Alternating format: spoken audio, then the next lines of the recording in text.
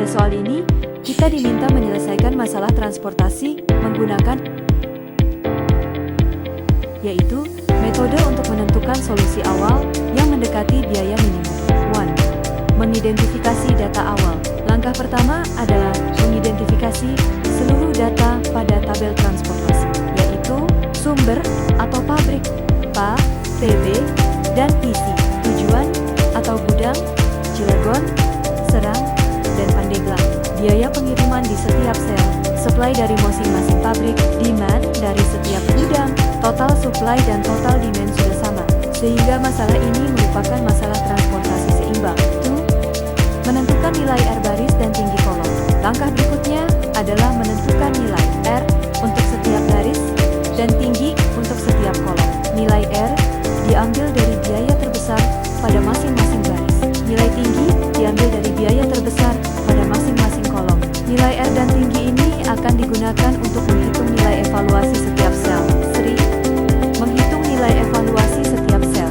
Setelah nilai R dan tinggi ditentukan, kita menghitung nilai evaluasi untuk setiap sel menggunakan rumus evaluasi, biaya, R, T.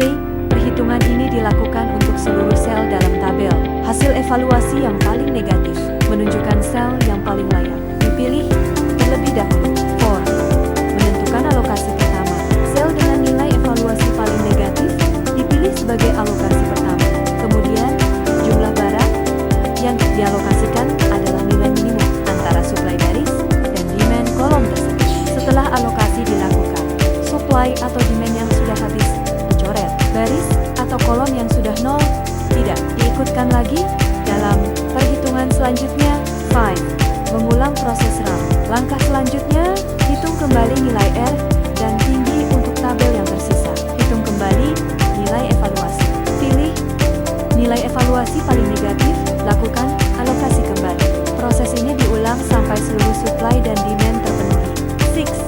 Menyusun alokasi akhir. Setelah seluruh proses selesai, diperoleh alokasi akhir pengiriman, yaitu dari PA ke Serang sebanyak 90 unit, dari PB ke Cilegon sebanyak 50 unit, dari PC ke Pandeglang sebanyak 30 unit, dan alokasi lainnya sesuai tabel hasil akhir. 7. Menghitung total biaya transportasi. Langkah terakhir adalah menghitung total biaya transportasi dengan rumus total biaya